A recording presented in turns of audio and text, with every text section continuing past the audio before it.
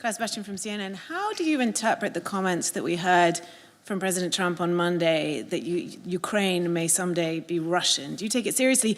And even if you don't, how worried are you that this makes Western commitment to Ukraine appear fragile in Moscow's eyes and could undermine future security guarantees? We are intensely coordinating with President Trump's team at all levels, and these are very good conversations. This week we have many senior American officials visiting Europe, here at NATO, but also, of course, in Munich at the security conference.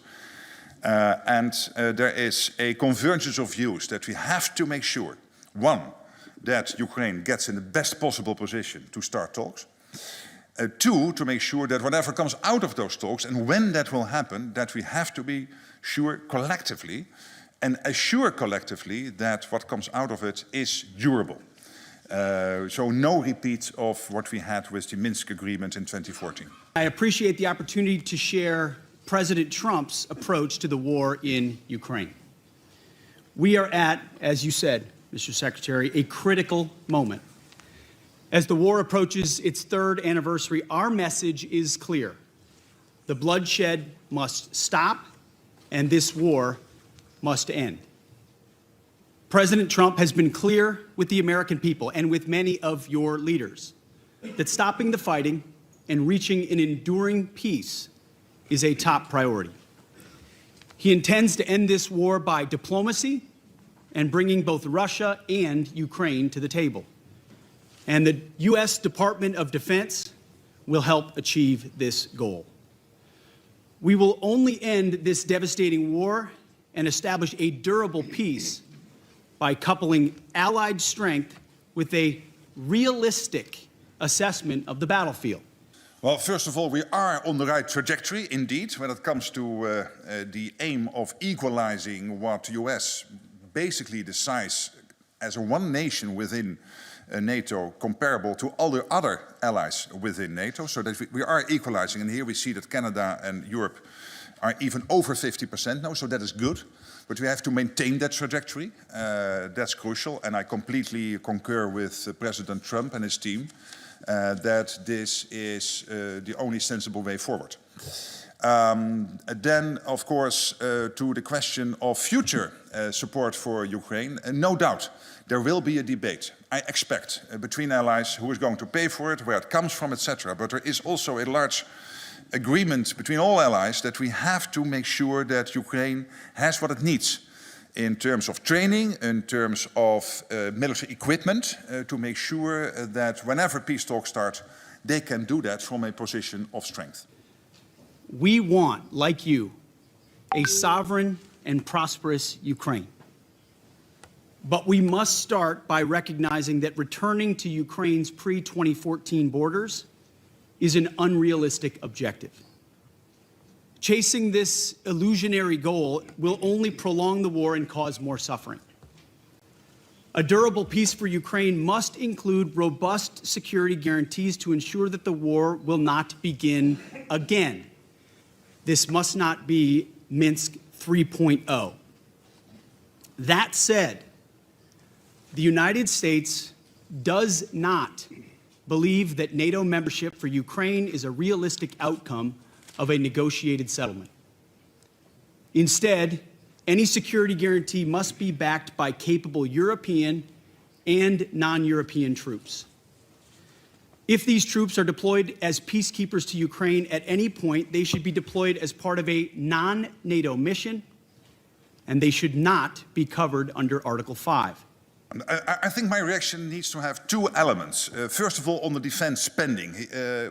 President Trump has consistently asked for the Europeans to do more. We had a pledge in Wales in 2014, and basically not a lot happened after 2014. And it really started to take off when he was president in post-2016, 2017, and particularly in 2018, 2019, up to today, including the 20% increase, 23 compared to 24. US, NATO allies, so excluding the US, Canada and the EU, paying 20% more. And we have to continue this. The good thing is that what we have in place now is a process based on NATO's defense planning process, which will lead to clarity on what needs to be done to keep us safe, the capability targets. From there, we will see where the gaps are. We know already that it probably will be in the area of missile defense, air missile defense, in the area of logistics, military mobility, long-range weapons, but also to increase the strength of our armies. Yes, the Navy and of course our Air Force, but particularly when it comes to our armies, we'll have to do more, including making sure that they can fight prolonged wars. Safeguarding European security must be an imperative for European members of NATO. As part of this, Europe must provide the overwhelming share of future lethal and non-lethal aid to Ukraine. Members of this contact group must meet the moment. This means donating more ammunition and equipment, leveraging comparative advantages, expanding your defense industrial base, and importantly, leveling with your citizens about the threat facing Europe. Part of this is speaking frankly with your people about how this threat can only be met by spending more on defense. 2% is not enough. President Trump has called for 5%, and I agree. What the Ramstein format, the UDCG, is doing is making sure that allies and other countries outside NATO commit to make sure that Ukraine has what it needs in terms of particularly support with concrete material to fight the war against Russia. And I already mentioned some of the big announcements the last couple of 2 weeks from Canada, Sweden, the Netherlands, and France. And no doubt, I hope today, but also the coming days, you will see new announcements coming out.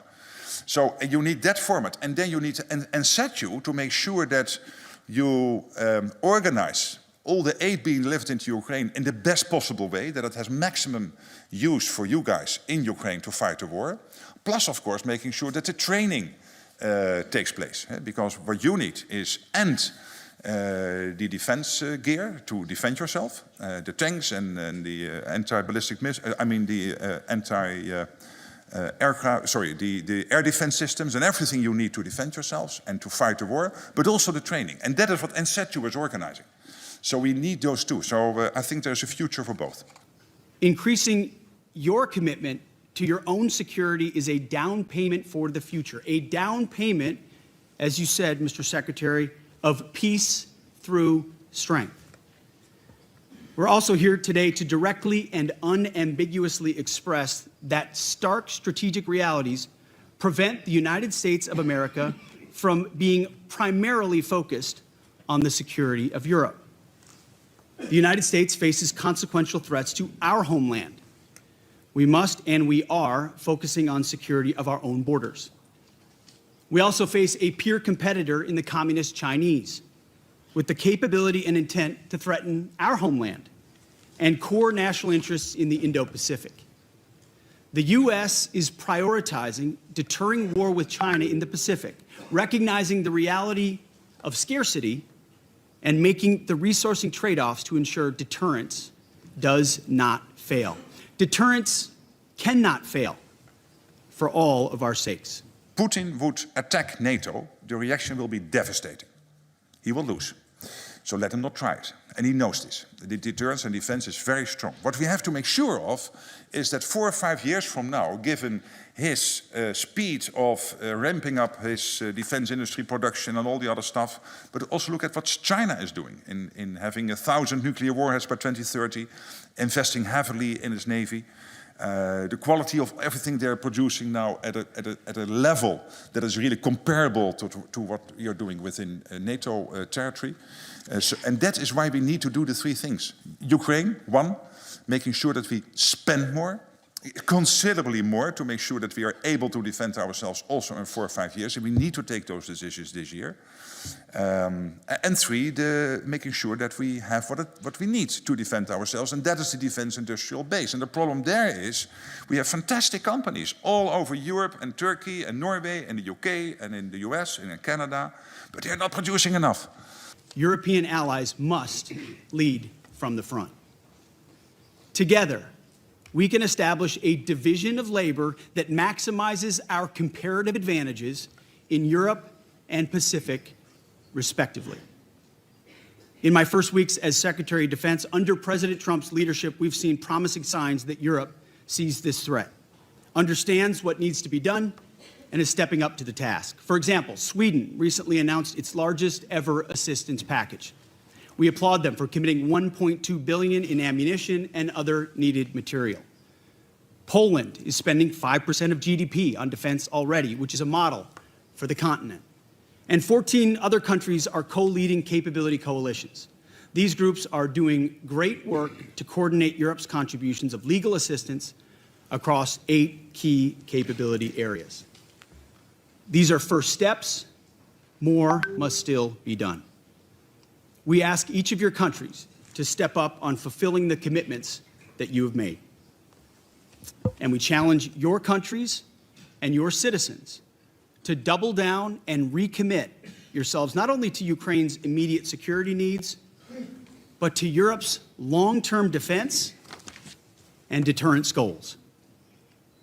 Our transatlantic alliance has endured for decades, and we fully expect that it will be sustained for generations to come. But this won't just happen. It will require our European allies to step into the arena and take ownership of conventional security on the continent. Our mindset has to be that we are willing to protect every inch of NATO territory. And we will, not only now, and this is my plea, not only now, but also in the future. And this comes to your second question. That means that if we would stick to the 2%, we cannot defend ourselves in 4 or 5 years. We have to spend more, and not because I want some new target, but because when you look at what we are doing now, allies have asked us to do this. We do this together with allies, assessing the gaps we have between where we are and where we should be to defend ourselves in 4 or 5 years. They are simply too big, those gaps, to be filled by 2%. You will end up considerably north of 3, is my assumption at the moment. We'll see later exactly what that number should be, and of course, including the timeline. I'm not going to speculate now about the timeline, but again, I would say rather sooner than later, and it has to be a credible timeline, so no repeat of what we did in 2014, committing to 2% and then nothing happened for the first couple of years. That's simply unacceptable, and not because only Donald Trump, President Trump is asking us to do this, but because we have to defend ourselves. 1 billion people, to keep them safe. That's why we need to do that. And obviously, when I discuss this with political leaders, there's always the emotion and the ratio. So rationally, they see the argument. But at the same time, of course, when you're a politician, you have to make your choices in scarcity. The United States remains committed to the NATO alliance and to the defense partnership with Europe. Full stop. But the United States will no longer tolerate an imbalanced relationship which encourages dependency. Rather, our relationship will prioritize empowering Europe to own responsibility for its own security. Honesty will be our policy going forward, but only in the spirit of solidarity. President Trump looks forward to working together, to continuing this frank discussion amongst friends, and to achieve peace through strength together. Thank you. No question.